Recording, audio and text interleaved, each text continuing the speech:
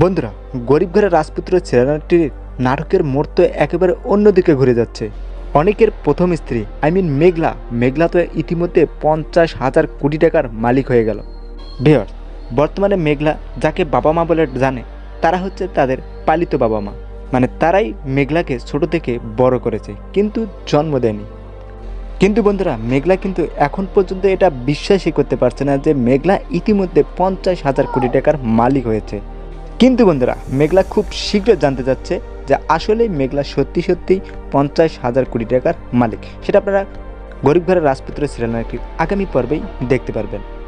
বন্ধুরা, যদি মেঘলা 50,000 কোটি টাকার মালিক হয়ে থাকে, মেঘলা যদি সত্যি সত্যি বড়লোক হয়ে যায়, তাহলে অনিকের কি হবে? অনিক এখন কি করবে? আমার ধারণা অনিক আগের মতোই মেঘলা এবং বৃষ্টিকে দুজনকেই সামাল দেবে। কিন্তু এদিকে মেঘলা কিন্তু অনিককে কিছুতেই মেনে নিতে পারবে না। আর তার উপর বড় কথা, মেঘলা ইতিমধ্যে 50,000 কোটি টাকার মালিক হয়েছে, যেই টাকার জন্য অনেক দ্বিতীয় বিয়ে করেছে বৃষ্টিকে। আর যখন মেঘলার হাতে এতগুলো টাকা, তখন অনেককে আবারও মেঘলা একেবারে অনেক নানাভাবে অপমান করা শুরু করবে। আর বন্ধুরা, গরিব ঘরের রাজপুত্রের সিরিয়াল একটির 12তম এপিসোডে অনেক মেঘলা, বৃষ্টি, মেঘলার বাবা মা সবাই জানতে পারবে যে মেঘলা অনেক টাকার মালিক হয়েছে। এক কথায় বলতে গেলে বন্ধুরা, মেঘলা এখন অনেক বড় লোক।